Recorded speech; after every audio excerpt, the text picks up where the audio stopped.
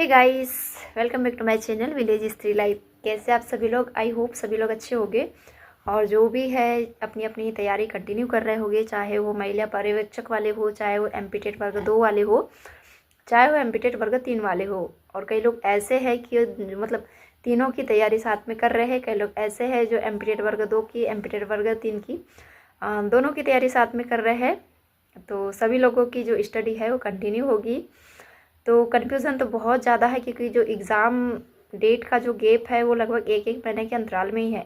अगर हो रहा है 2 महीने का हमको गैप मिल रहा है, 3 महीने का गैप मिल रहा है, उस अंतराल में अगर एग्ज़ाम होती तो हम कैसे भी दिन रात करके 2-2 महीने का अंतर या 3-3 महीने का अंतर जो भी होता तो उसमें हम कोशिश करते कि हर एग्ज़ाम हम निकाल पाए। लेकिन अभी जो गैप दिया हुआ है एक एक महीने का अंतर है।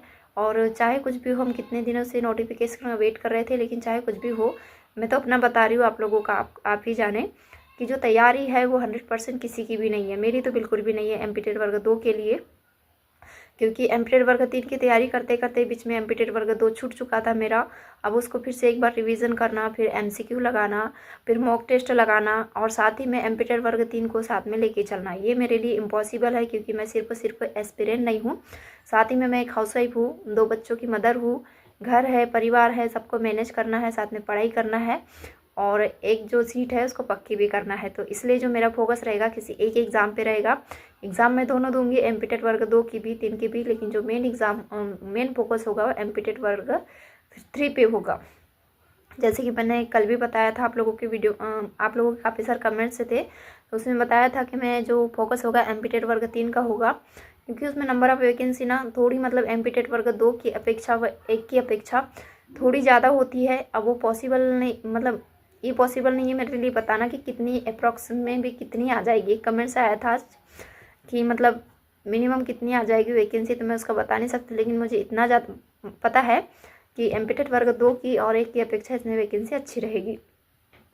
और जो सिलेक्शन के चांसेस है, अगर हमारे पास अभी 4 महीना है, जनवरी, फरवरी, मार्च और अप्रैल में तो एग्ज़ाम होगी। अब किस डेट में होगी वो नहीं पता, वो डेट भी मतलब लगभग जो अप्रैल है वही पकड़ लीजिए। तो ऐसे करके हमारे पास 3-3.5 महीने का समय मिलेगा जिसमें हम एक एग्ज़ाम की तैयारी बहुत अच्छे से कर सकते हैं, एक एग्ज़ाम पे फोकस करके।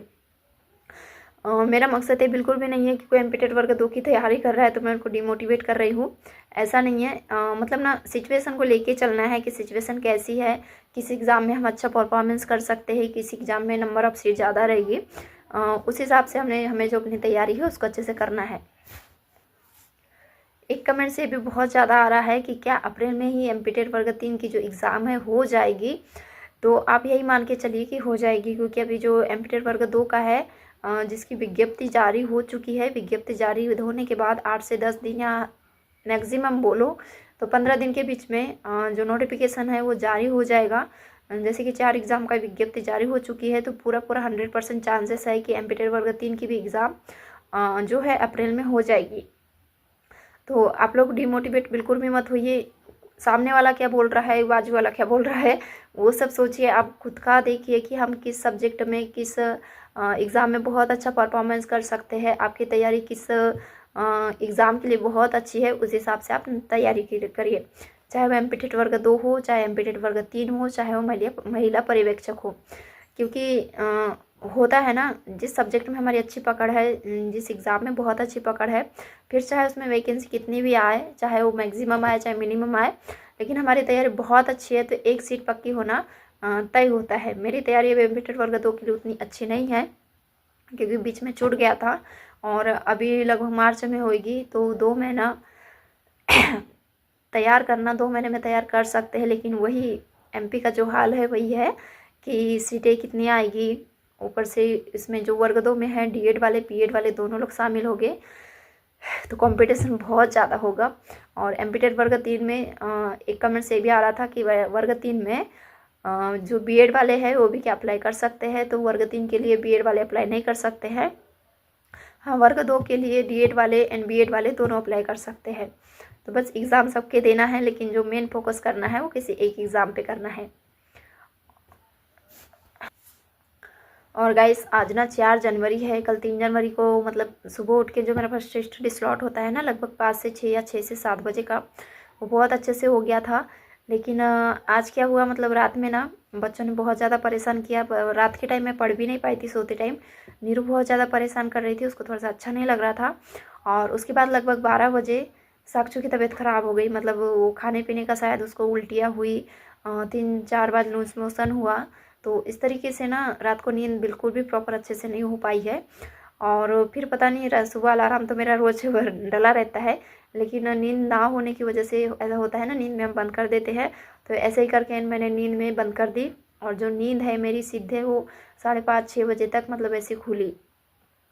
तो फिर पता नहीं ऐसे उठते उठते आज मैं उठ ही नहीं पाई बिल्कुल भी। मतलब जब नींद अच्छे से हो जाती है ना तो जो तबीयत वगैरह होती है एकदम अच्छा लगता है, फ्रेश फील होता है, लेकिन नींद नहीं होती है तो थोड़ा सा लो। तो इस तरीके से ना मैं उठ ही नहीं पाई, और उठने के बाद फिर सारे घर के काम निपटाई।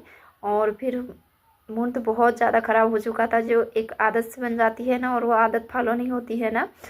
तो जो कंसिस्टेंसी बना ली हूँ मैंने कि मुझे सुबह के टाइम फर्स्ट स्टडी स्लॉट करना है, तो हुआ ही नहीं था। तो बहुत ज़्यादा दिमाग ख़राब हो रहा था, मैं खुद में ही कोस रही थी कि मैं क्यों सोई, मुझे उठ जाना था। और फिर मैंने सोचा खैर जो भी है, जो उठने से लेके काम तक का जो अनप्रोडक्टिव मेरा डे था, उसको मुझे कैसे भी प्रोडक्टिव बनाना है। तो मैंने क्या किया, जो लेक्चर वगैरह थे ना, जैसे ईवीएस का है, सीडीपी का है, उनको सारे को मैंने वीडियो लेक्चर काम करते करते सारे मतलब कंप्लीट कर लिए। ईवीएस का तो वैसे तो मैं बराबर में चल रही हूँ, जैसे लेक्चर हो रहा है वैसे बराबर से नोट्स भी बन रहे हैं, लेक्चर भी बराबर से निपट रहे हैं। लेकिन मैथ्स में भी लगभग बराबर आ चुकी हूँ मैं, सर के लेक्चर के साथ ही मेरे नोट्स बन रहे हैं। लेकिन इसमें सीडीपी में शायद 2 टॉपिक पीछे चल रही हूँ मैं, तो उसके मैंने सारे जितने भी वीडियो लेक्चर थे वो देख लिए हैं, बस उनकी नोट्स बनाना है। और सबसे पीछे है मेरा जो लैंग्वेज होता है हिंदी एंड संस्कृत, मैंने अभी उनके नोट्स भी बनाना स्टार्ट नहीं किया है।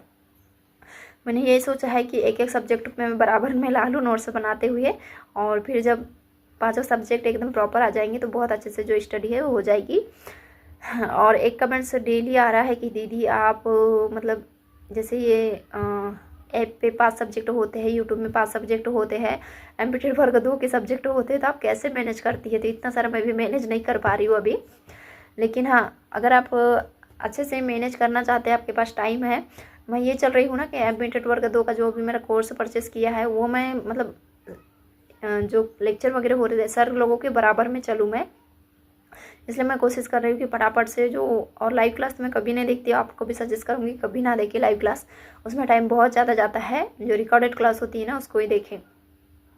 तो मैं इसमें यही कोशिश कर रही हूँ कि सर के बराबर आ जाऊँ, और फिर सब कुछ ना बहुत अच्छे से मैनेज हो जाएगा। तो अभी इतना सारा सब कुछ मैं भी मैनेज नहीं कर पा रही हूँ, बस वीडियो देखती हूँ, फिर एक टाइम पे मैं नोट्स बना लेती हूँ, तो थोड़ा सा रिवीजन हो जाता है। रही बात एमपीटेड वर्ग 2 की, तो अभी किसी भी चैनल पे उसकी प्रैक्टिस नहीं करवा रहे हैं। तांडव क्लास पे पर जो थोड़ा चालू है, सत्यदी शर्मा पे चालू है, तो मैं सिर्फ तांडव क्लासेस की जो यूट्यूब क्लास है वो देख लेती हूँ, बस यही है। और हम कैसे ये 5 क्लास यूट्यूब की 5 क्लास, और जो एमपीटेड वर्ग 2 है उसके लिए एक क्लास तो सफिशिएंट नहीं है वर्ग 2 के लिए तैयारी करना, तो कैसे क्या तैयारी करें उसका मैं एक वीडियो कल लेके आ जाऊँगी।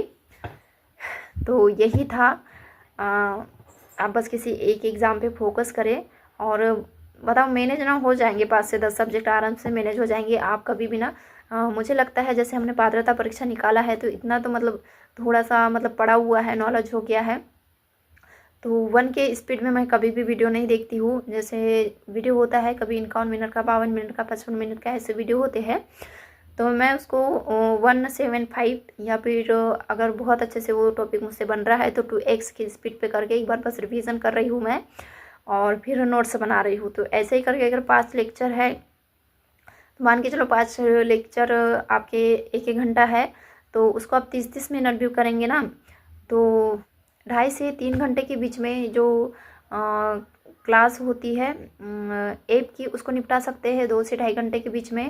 या 2.5 से 3 घंटे के बीच में आप वहाँ की क्लास निपटा सकते हैं। तो ऐसे करके 5-6 घंटे में आप प्रॉपर ना सारा सब कुछ वर्ग 3 के लिए बता रही हूँ, आप 5 से 6 घंटे में दोनों यूट्यूब की और ऐप की क्लास को मैनेज कर सकते हैं। और अगर साथ में आपको तैयारी करना है एमपीटेट वर्ग 2 की 3 की, तो आपको 7 से 8 घंटा बराबर से देना पड़ेगा। तो यही था। आई होप आप लोगों को आज का मेरा छोटा सा वीडियो पसंद आएगा। जो मेरे मन की बात थी, जो भी आप लोग कमेंट्स थे, उसका मैंने